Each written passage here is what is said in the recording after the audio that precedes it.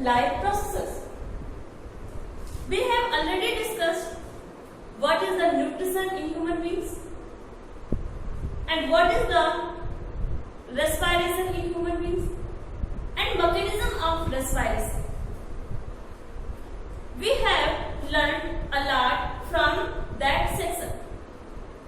If you all have any queries, you can ask in the comment box.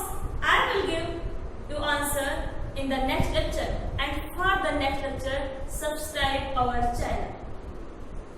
अब हम देखते हैं transportation in human beings क्या होता है। देखिए, why human need transportation. Human को ट्रांसपोर्टेशन की जरूरत क्यों पड़ती है? एज वी ऑल नो कि हम लोग क्या है, एक बहुत ही इवॉल्व ऑर्गेनिज्म है, और जो बहुत इवॉल्व ऑर्गेनिज्म होते हैं उनके वेरियस फंक्शंस के लिए, वेरियस एक्टिविटीज के लिए maintenance of body balance, maintenance of fluid balance and maintenance of energy balance के लिए जरूरी है कि जो न्यूट्रिएंट्स हो उनका जो डिस्ट्रीब्यूशन है वो क्या हो, हमारी बॉडी के हर पार्ट में सेम। ऑक्सीजन का जो डिस्ट्रीब्यूशन है वो सब कहीं हो, क्योंकि तभी तो हमारी जो हर सेल है वो after the breakdown of glucose energy release कर पाएंगे, और वो अपने इंटैक्टिव मैनर में काम करने के लिए एनर्जी जो रिलीज करेंगी वही उनके एक्टिविटीज को परफॉर्म कर पाएंगे। तो अगर हम बात करें ह्यूमन बीइंग्स की, ह्यूमन बीइंग्स में हम क्लास 9 में पढ़ चुके हैं कि आपके क्या होता है, एक फ्लूइड कनेक्टिव टिश्यू। क्या होता है? Fluid connective tissue. उस फ्लूइड कनेक्टिव टिश्यू को हम क्या करते हैं, फर्स्ट हमारा आता है ब्लड, और सेकेंड हमारा आता है लिवर।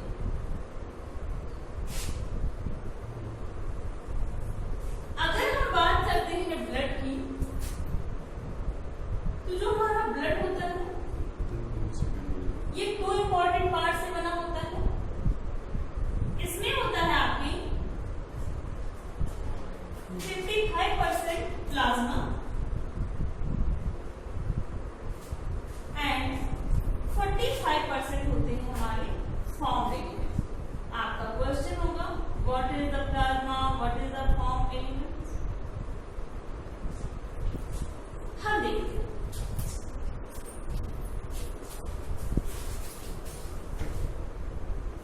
ये हमारी कोई ब्लड वेसल्स है,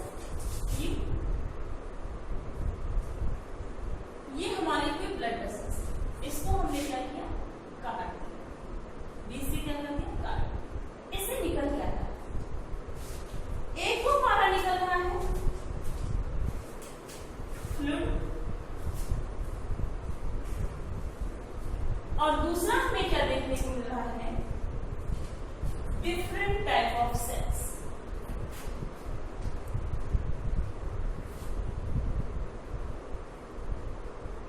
डिफरेंट टाइप ऑफ सेल्स, ये हमारी ब्लड वेसल्स। इसको हमने काटा, हमें क्या दिखा, फ्लूइड दिखा, और क्या दिखा, डिफरेंट टाइप ऑफ, हमें क्या दिखे, कुछ कोशिकाएं दिखी, कुछ आपके ग्रेनुलर स्ट्रक्चर्स दिखे। तो जो हमारा फ्लूइड था ये लाइट पेल येलो का था, इसको हमने नाम क्या दे दिया, plasma.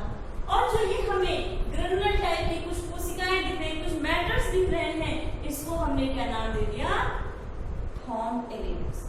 When we talk about formed elements, it has 3 constituents. इसमें आपके 3 constituents होते हैं। फर्स्ट constituent इसका होता है red blood corpuscles, RBC, red blood corpuscles, लाल बुधिर कणिकाएं। It is also known as erythrocytes.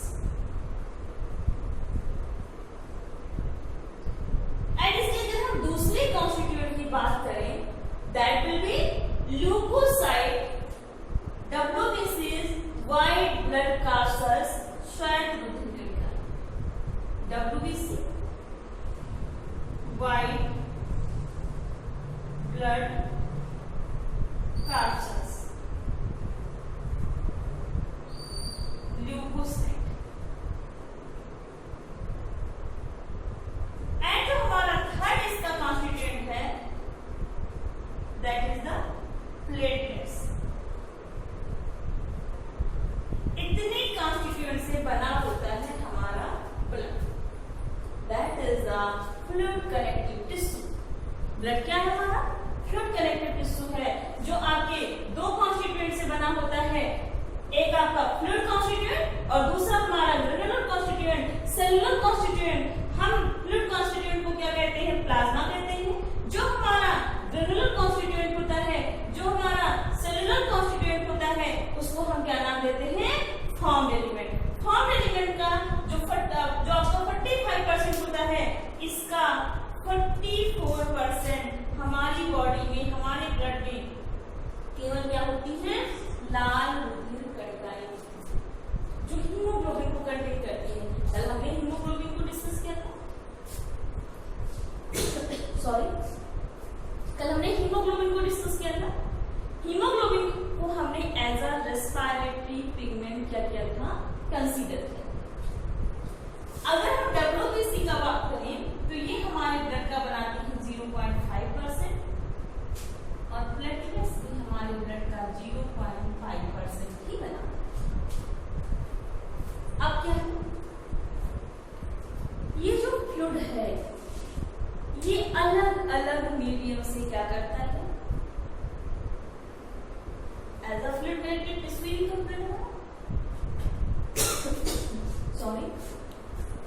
अलग अलग फ्लूइड मीडियम का अलग अलग हमारे बॉडी पार्ट्स तक पहुंचने की कोशिश करता है। और ये किस तरीके से अपने ब्लड को कैरी करता है, किसी अलग पार्ट में डालता है, ये डिपेंड किस पे करता है? ये डिपेंड करता है कि उसका ऑर्गन कितना इवॉल्व है। जैसे अगर हम किसी आर्थ्रोपोड्स या मोलस्क की बात करें, आर्थ्रोपोड इंसेक्ट फैमिली आप इतना जानिए, तो उनमें क्या होता है कि जो ब्लड होता है, वो आपकी क्या है?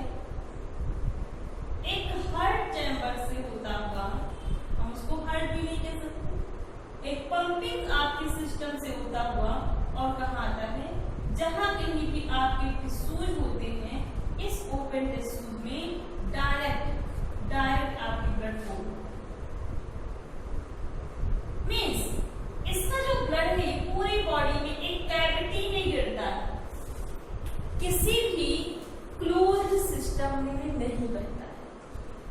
जहां पे ब्लड किसी कैविटी में पोर हो, रेस्पिरेटरी जो फ्लूइड है, जो रेस्पिरेटरी पिगमेंट है, जो ट्रांसपोर्टेशन फ्लूइड है, वो किसी बॉडी कैविटी में, कैविटी मींस स्पेस, बॉडी में जो भी कोई स्पेस हो, that is known as in arthropods haemocoel. आप आगे क्लास में पढ़ेंगे, that is known as haemocoel. उस कैविटी में जो अगर ब्लड पोर हो जाए एक ओपन कैविटी में, तो उसको हम कहते हैं open circulatory system. What do mean by circulatory system? जो ये ट्रांसपोर्टेशन हो रहा है, ये हमारी बॉडी में एक साइक्लिक मैनर में हो रहा है, किसी भी ऑर्गेनिज्म की बॉडी में साइक्लिक मैनर में हो रहा है, that's why it is called as circulatory system. तो जब ब्लड एक ओपन कैविटी में डायरेक्ट पोर होता है, मतलब जितने बॉडी के टिश्यूज होते हैं उसमें डिप्ड होते हैं, डूबे हुए होते हैं, तो ऐसे सिस्टम को हम क्या कहते हैं? Open circulatory system. Open circulatory system means blood आपका क्या हो, जो आपका ये फ्लूइड है ये आपके क्या हो? डायरेक्ट कांटेक्ट ऑफ टिश्यूज हो, सारे टिश्यूज में क्या हो? डूबे। अगर हम बात करते हैं, अगर हम अपनी बात करें, ह्यूमन की बात करें, तो ह्यूमन में हम क्या देखते हैं? हमारे पास वेल डिफाइंड आपको ब्लड वेसल्स दिखाई देगी। आपको अपने हाथ के ऊपर जो ये ग्रीन ग्रीन नसें दिखाई देती हैं, it is also a type of blood vessels.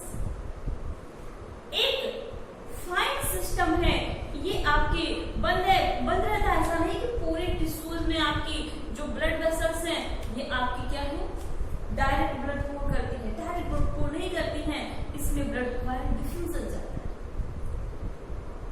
तो क्या है, न्यूट्रिएंट्स वायर डिफ्यूजन जाते हैं।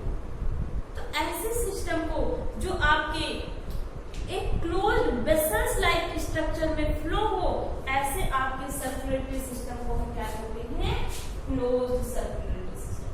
एंड क्लोज्ड सर्कुलेटरी सिस्टम में क्या होता है, आपका जो ब्लड होता है ये क्या नहीं होता है, क्लोज्ड सर्कुलेटरी सिस्टम। इसमें जो आपका ब्लड होता है वो आपके डायरेक्ट टिश्यू के कांटेक्ट में नहीं होता है। ओपन सर्कुलेटरी सिस्टम और क्लोज सर्कुलेटरी सिस्टम का दोनों में सिर्फ इतना अंतर है, इसमें ब्लड जो होता है वो क्या होता है, direct contact of tissue, direct contact of tissue.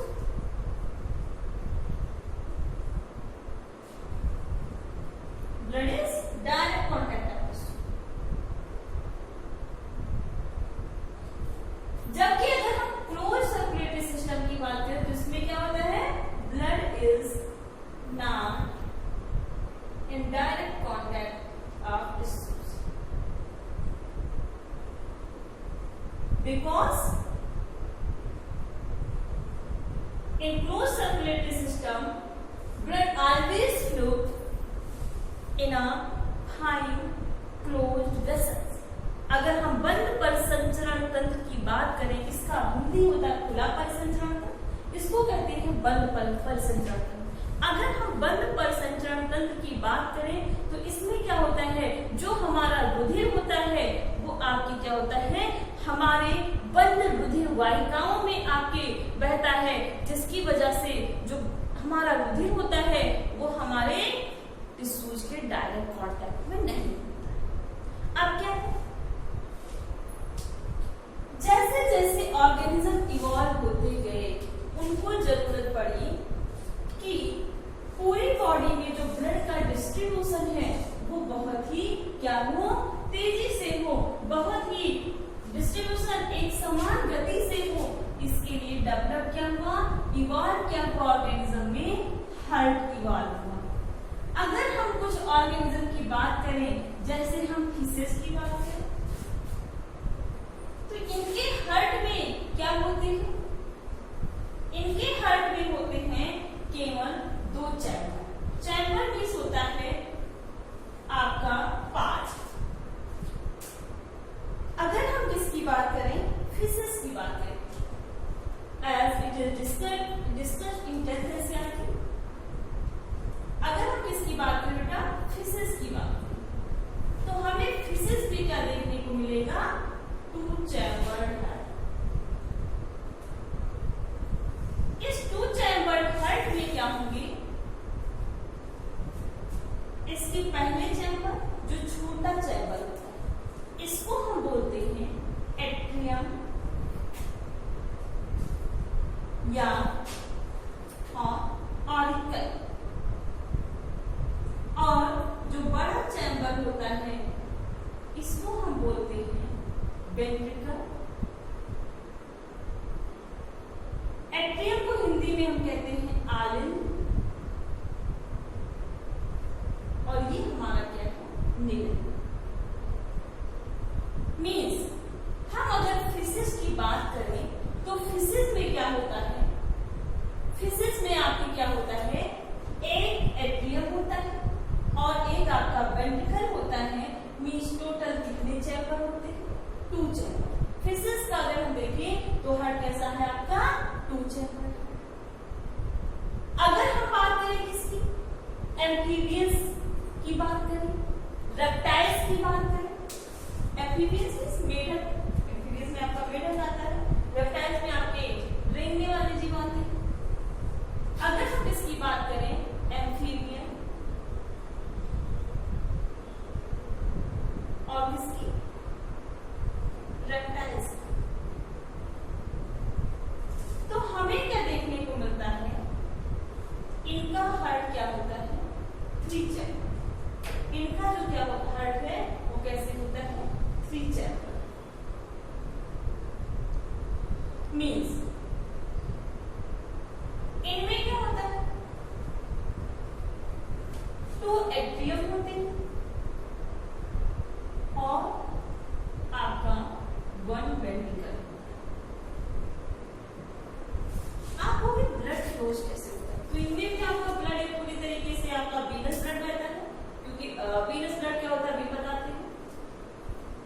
और ये आपका क्या हो गया? एम्फीबियंस में अगर बात करें तो इसमें मिक्स्ड ब्लड रहता है, मींस अलग अलग नहीं रहता है, ऑक्सीडेटेड डीऑक्सीडेटेड ब्लड। कल के लेक्चर से रेस्पिरेशन के पार्ट्स में आपको मिला होगा what is the oxidated blood and what is the deoxidated blood. The blood with more oxygen content, more oxygen concentration is known as oxygenated blood, pure blood, and the blood which contain less oxygen content, more carbon dioxide content is known as deoxygenated blood or impure. अब अगर हम बात करें human की, तो human का जो human की बात करें, ह्यूमन का जो हार्ट होता है बेटा, वो आपका क्या होता है? बहुत ही ज्यादा इवॉल्व होता है, and that is the 4 chambered heart. 4 chambered heart, ठीक है। अब 4 चैम्बर्ड जब हार्ट होता है, मीन्स आपकी क्या होती है? 2 एट्रियम एंड 2 वेंट्रिकल, ठीक। यहां पर हम देखते हैं फिजिक्स में अगर ब्लड का सर्कुलेशन होगा तो कैसे होगा? फिजिक्स में अगर आपके किसका होगा? ब्लड का सर्कुलेशन होगा तो कैसे? इसमें हार्ट में कितने बेटा चैम्बर दिखे आपको? हार्ट में कितने चैम्बर दिखे? 2 चैम्बर, 1 एट्रियम एंड 1 वेंट्रिकल। इसको थोड़ा सा इसका डायग्रामेटिक रिप्रेजेंटेशन करते हैं। ये हमारा क्या हो गया? हार्ट हो गया।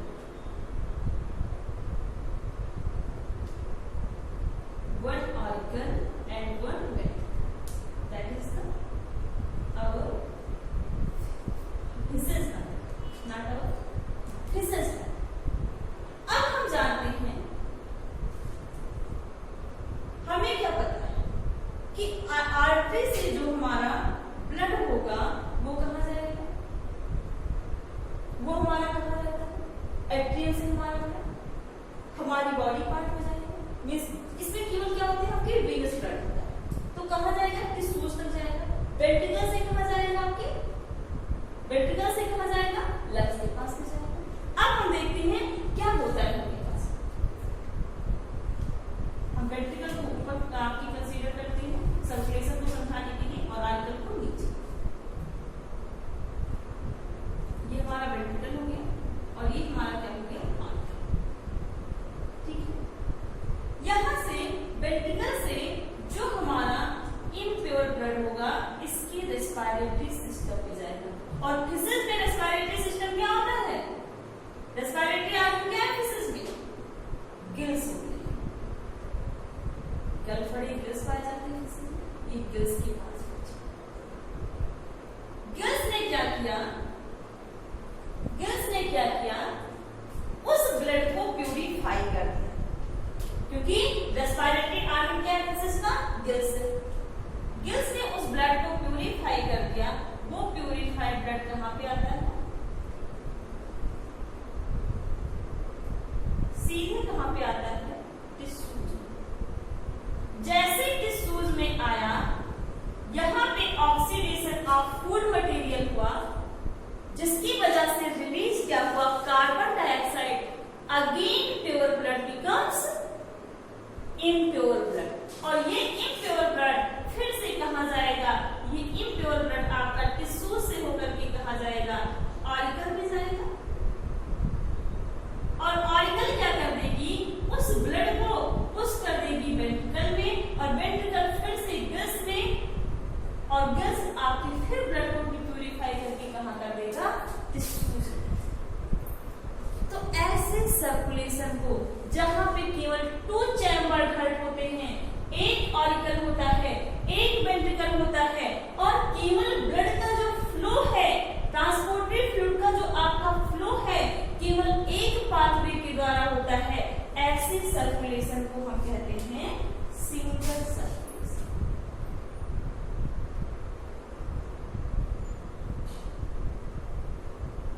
Single circulation, circulation means flow of blood in water. फिर हम देखते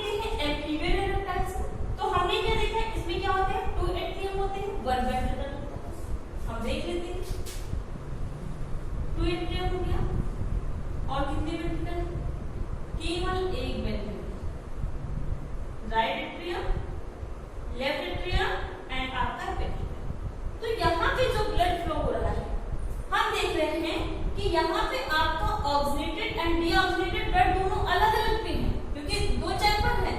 लेकिन जैसे ही वो ब्लड कहाँ पे आता है, वेंट्रिकल में आता है, वो आपके क्या हो जाता है, मिक्स्ड हो जाता है।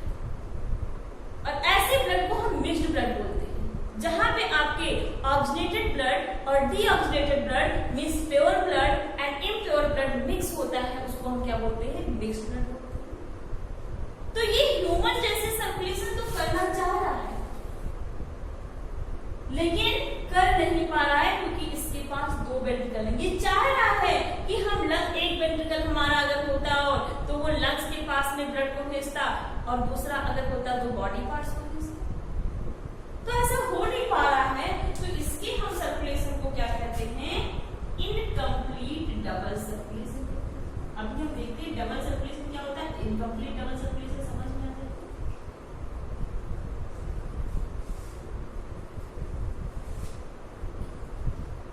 फिर हम देखते हैं ह्यूमन हार्ट की बात। Human heart is very evolved heart. It has 4 chamber, 2 atrium and 2 ventricle. Now we come on diagrammatic representation, because biology is all about a figure, not theories. कुछ लोग कहते हैं बायोलॉजी क्या है, रटने वाला सब्जेक्ट है, but biology is not learning are not a mere topic, mere subject. It is the subject of concept. It is the subject of diagram. यहाँ पे हम जब देखते हैं ह्यूमन हार्ट को, ह्यूमन तो हमें क्या दिखता है, एक हमें दिखता है इसमें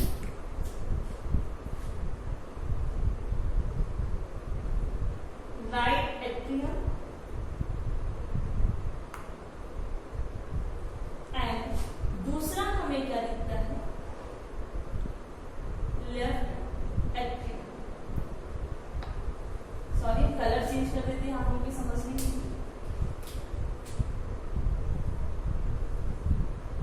लेफ्ट एट्रियम, ठीक है। और दो हमारे क्या है, दो हमारे क्या है, वेंट्रिकल। ये हमारा क्या हो गया, राइट वेंट्रिकल, राइट वेंट्रिकल। और इधर हम देखते हैं, तो इधर हमारा क्या हो गया, ये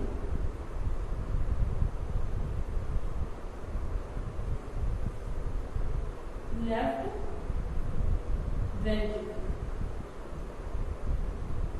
ठीक है। राइट एट्रियम, यहाँ पे आपके ये बंद होता है, एक आपकी वॉल पे, ऐसा नहीं कि चारों चैम्बर अलग भी होते हैं, ऐसे फिगर देखिए, कहा मैंने गलत बताया था, चारों चैम्बर अलग का, इसमें तो दो चैम्बर दिखाई दे रहे हैं। और ये हमारा हो गया लेफ्ट। ये चारों चैम्बर आपके अलग अलग। तो ह्यूमन में क्या होता है, मान लीजिए, समझ में आ रहा है कि ह्यूमन में आपके 4 चैम्बर है, हार्ट में 4 चैम्बर है। ये हमारा राइट एट्रियम, ये हमारा लेफ्ट एट्रियम, ये हमारा राइट वेंट्रिकल, ये हमारा लेफ्ट वेंट्रिकल। समझ में आ रहा है। यहाँ पे जब हम इसको देखते हैं, तो हमारी जो बॉडी का लोअर पोर्शन है, यहां से हमारी सारी वेन्स इकट्ठी होगी, क्या होती है, एक अपना कलेक्टिंग डक्ट की तरीके से, कलेक्टिंग ट्यूब की तरीके से स्ट्रक्चर बनाती हैं, जिसको हम कहते हैं लोअर साइड के कनेक्टिंग स्ट्रक्चर को इंफीरियर वेना केवा। क्या बोलते हैं, inferior vena cava, IVC. Inferior means क्या होता है, from the lower side, and vena cava is the large collection of veins which contain deoxygenated blood. This contain impure blood. Inferior vena के बाद हमारे body के जो लोअर पार्ट में organs हैं उनके वेन आपकी क्या होती है, उनके वेन्स को कलेक्ट करती है। जो इम्प्योर ब्लड को ला रहे हैं वहां से टिश्यूज में जो ग्लूकोज का ऑक्सीडेशन हुआ है, कार्बन डाइऑक्साइड कंटेंट को ला रहे हैं। और बॉडी की अपर साइड से जो वेन्स आती है, अपर आर्गन जैसे ब्रेन से, हमारे नोज से, हमारी आईज से, क्योंकि हर जगह पे सेल है और हर जगह पे सेल लेवल पर क्या हो रहा है, ग्लूकोज का ऑक्सीडेशन हो रहा है। ये हमने जस्ट डिस्कस किया है रेस्पिरेशन, आपके रेस्पिरेशन टॉपिक में। तो वहां से जो कार्बन डाइऑक्साइड है, वहां का जो इम्प्योर ब्लड है अपर साइड का, वो एक वेन, वो जो वेन्स लेके आती हैं उसका एक कलेक्शन बनता है अपर साइड से और यहाँ तक आता है। That is known as superior vein. इसको हम क्या कहते हैं, सुपीरियर वेना के बाद कहते हैं SBC. Superior means from the upper side, ठीक है। सुपीरियर वेन, ये हमारे जो नसें होती हैं, ये पूरा जो कलेक्शन आया, ये आपके इम्प्योर ब्लड को कलेक्ट करके कहाँ ले जाती है, राइट एट्रियम में जाती है। हार्ट के कहाँ पे लेकर जाती है, राइट एट्रियम में लेकर जाती है। राइट एट्रियम में जैसे कि ब्लड को लेकर के जाती है, डीऑक्सीडेटेड ब्लड को, इम्प्योर ब्लड को, ये आपका क्या है, कैसा ब्लड है, deoxygenated blood. Deoxygenated blood means क्या होता है, blood which has less content of oxygen, more content of carbon dioxide, deoxygenated। ये आपका कहा गया राइट एट्रियम। राइट एट्रियम से ये जो इम्प्योर ब्लड होगा ये कहां पे आता है, आपके राइट वेंट्रिकल में आता है। ये हमारे राइट वेंट्रिकल में जब आता है तो राइट वेंट्रिकल हमारा क्या करता है, उस आपके इम्प्योर ब्लड को पंप कर देता है। ये आपका इम्प्योर ब्लड ही है। इस इम्प्योर ब्लड को पंप कर देता है किसके पास में, किसके पास में पंप करता है, यहां कहीं हमारा होता है लंग्स। क्योंकि आप जानते हैं हार्ट जो है ये दोनों लंग्स के बीच में होता है। लंग्स और हार्ट की दोस्ती जो है बड़ी गहरी है। क्यों गहरी है, क्योंकि इसके लिए जो आपके डीऑक्सीडेटेड ब्लड को पंप करेगा उसको प्यूरिफाई कौन करता है, आपका लंग्स ही करता है। और लंग्स की यहाँ पे क्या होती है, एल्वियोलाई, कल के लेक्चर में मिलेगी। ये लंग्स क्या करेगा, ये जो इम्प्योर ब्लड जाएगा, इम्प्योर ब्लड जाएगा सुपीरियर वेना के बाद से, इंफीरियर वेना के बाद से राइट एट्रियम में, राइट एट्रियम से राइट वेंट्रिकल में, राइट वेंट्रिकल से ये इम्प्योर ब्लड कहां पे जाएगा, आपके लंग्स के पास आएगा। और लंग्स क्या दे देगी, लंग्स के पास में किसका पार्शियल प्रेशर ज्यादा है, किसका ज्यादा है, ऑक्सीजन का। वो ऑक्सीजन कंटेंट क्या होगा, ऑक्सीजन क्या होगा, आपकी इस ब्लड कैपिलरीज में आ जाएगा, इस आपके इम्प्योर ब्लड में आ जाएगा। और यहाँ पे कैपिलरीज की तरीके से स्ट्रक्चर होती है। ऐसे आपके वेन्स है, वेन्स छोटी छोटी फाइन ब्रांचेस में टूट जाती है।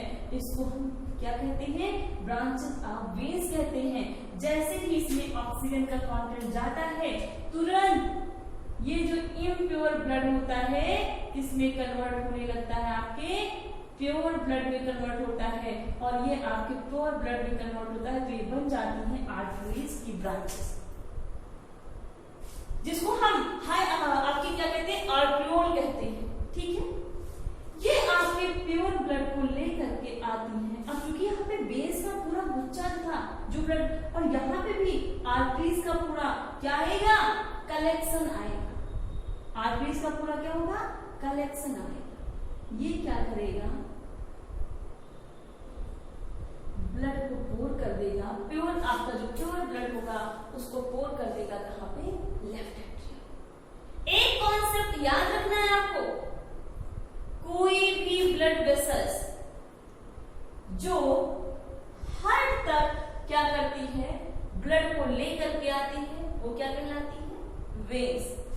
ब्लड वेसल्स डायरेक्शन क्या होगा, body parts to the heart, वो क्या कहलाएगी आपकी, body part to the heart, जो आपकी ब्लड वेसल्स ले जाएगी वो आपकी क्या कहलाएगी, वेन्स कहलाएगी। और हार्ट टू बॉडी पार्ट्स जो ब्लड वेसल्स जाएगी उसको हम क्या कहेंगे, उसको हम क्या कहेंगे, आर्टरी कहेंगे। आप सिंपल सा कॉन्सेप्ट अभी तक पढ़ते हो, आप जानते हो कि जो आपके डीऑक्सीनेटेड ब्लड को कंटेन करती है वेन्स कहलाती है, जो आपके ऑक्सीनेटेड ब्लड को कंटेन करती है वो आर्टरी कहलाती है। लेकिन और एक्सेप्शन पढ़ते हो, एक्सेप्शन पढ़ते हो, क्या पढ़ते हो, pulmonary vein, pulmonary artery, pulmonary term is used for lungs. Concept गलत हो जाता है इसको अगर हम कहेंगे पल्मोनरी आर्टरी। आप लोगों ने अभी मैंने डिफिनीशन बताया था, आर्टरी में क्या होता है, प्योर ब्लड होता है, तो इसको पल्मोनरी आर्टरी क्यों कहा मैंने, क्यों कहा, क्यों कहा इसको pulmonary artery, because it goes from heart to body part, heart to lungs, that's why it is called as artery. फिर जो आपका ब्लड प्यूरिफाई होकर के फिर से हार्ट के पास में आ रहा है पंप होने के लिए, उसको हमने क्या कहा, लेफ्ट एट्रियम कहा। और लेफ्ट एट्रियम में जैसे आपका ब्लड आया वो लेफ्ट वेंट्रिकल में गया, और लेफ्ट वेंट्रिकल इसकी थिन वॉल होती है, इसकी थिक वॉल होती है, that's why it can pump the blood, ventricle can pump the blood. ये क्या करता है, इस ब्लड को आपके कहां पे ले जाता है, इस प्योर ब्लड को आपके ले जाता है, इसकी जस्ट बैक साइड से जा रहा है, यहां पे इसका पूरी आर्टरीज का कलेक्शन खुलता है, that is known as aorta. क्या कहलाता है आपका, एरोटा। और इस एरोटा से कई सारी आपकी आर्टरीज जो होती हैं वो आपकी बॉडी पार्ट तक जाती हैं, बॉडी सिस्टम तक जाती हैं, जिनको हम क्या कहते हैं, सिस्टमिक आर्टरी। ये हमारी पल्मोनरी वेन और ये हमारी क्या है, सिस्टमिक आर्टरी।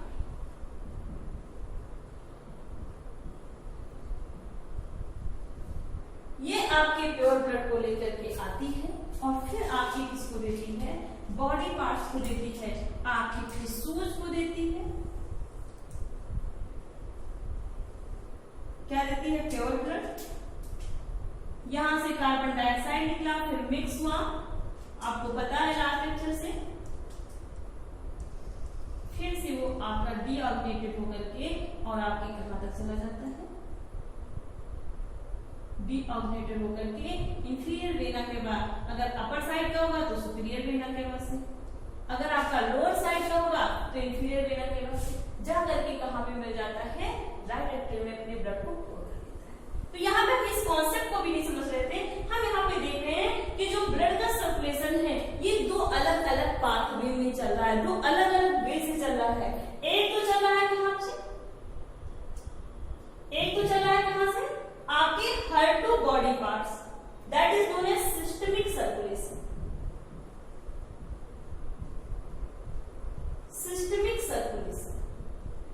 और दूसरा चल रहा है heart to lungs, that is known as pulmonary circulation, pulmonary circulation. That's why we can call it double circulation. क्यों डबल सर्कुलेशन कहते हैं, क्योंकि दो सर्कुलेशन चल रहा है, एक पल्मोनरी सर्कुलेशन चल रहा है और दूसरा क्या चल रहा है, systemic. Heart to body part से ब्लड का सर्कुलेशन चल रहा है, दूसरा क्या चल रहा है, हार्ट टू लंग्स की ओर चल रहा है। That's why it is called as double circulation. और यहां पे हम देखते हैं डबल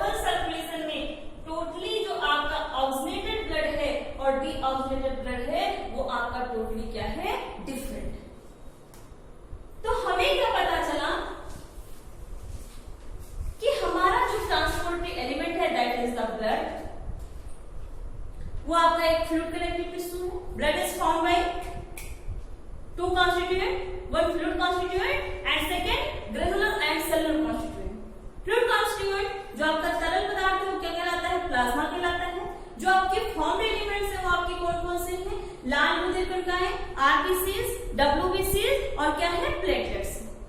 फिर हम देखते हैं इस आपके ट्रांसपोर्टरी फ्लूइड को पंप करने के लिए ऑर्गेनिज्म की बॉडी में क्या होता है? तो आपको पता चला था फिशेस में टू टर्मिनल हार्ट होता है और यहाँ पे जो पाथवे होता है गिल्स तक का और टिश्यूज के बीच में ये आपका एक पाथवे को फॉलो करता है, इसलिए ये आपका क्या कहलाता है? Single circulation. अगर हम देखें टिश्यूज टू गिल्स आपके जो ब्लड जाता है वो आपका क्या है? डीऑक्सीनेटेड ब्लड है और यहाँ पे जो आ रहा है आपका क्या है? Oxygenated blood. फिर हम एम्फीबियंस को देखते हैं, इसमें 3 चैम्बर हार्ट होता है, 2 एट्रियम और 1 वेंट्रिकल होते हैं। एट्रियम में तो आपकी क्या होता है? जो ब्लड होता है इसका सेपरेशन होता है, डीऑक्सीनेटेड ब्लड अलग होता है, ऑक्सीनेटेड ब्लड अलग होता है, लेकिन वेंट्रिकल में आपकी क्या हो जाता है? मिक्स हो जाता है। फिर हम आगे देखते हैं, ह्यूमन में देखते हैं तो हमें ह्यूमन की क्या पता चलता है कि ह्यूमन में इवॉल्व हार्ट है, आपके पूरी तरीके से विकसित आपके हृदय है, जिसकी वजह से इनके 4 चैम्बर होते हैं, right atrium, left atrium, right ventricle, left ventricle. और इसमें हम देख रहे हैं कि एक सर्कुलेशन हमारा कहाँ जा रहा है? लंग की ओर जा रहा है और दूसरा सर्कुलेशन हमारे कहाँ पे जा रहा है? दूसरा सर्कुलेशन हमारा कहाँ पे जा रहा है? एक बॉडी पार्ट टू कहाँ पे आ रहा है? हार्ट। ये भी आपकी बॉडी पार्ट्स का ही होगा। बॉडी पार्ट्स टू कहाँ पे आ रहा है? आपके हार्ट तक आ रहा है और दूसरा ब्लड आपकी दूसरा जो सर्कुलेटरी पाथवे चल रहा है वो कहाँ पे चल रहा है? आपके हार्ट और लंग के बीच में चल रहा है। एक बॉडी पार्ट्स और हार्ट के बीच में दैट इज सिस्टमिक सर्कुलेशन और एक लंग्स और हार्ट के बीच में that is known as pulmonary circulation. And now it is called as double circulation. I hope so you are very clear about blood, you are very clear about plasma and formed elements, and you are also very clear about single circulation, incomplete double circulation and double circulation and chambers in other animals. Next lecture में हम discuss करेंगे structure of the human heart and mechanism of pumping in the human heart. Thank you.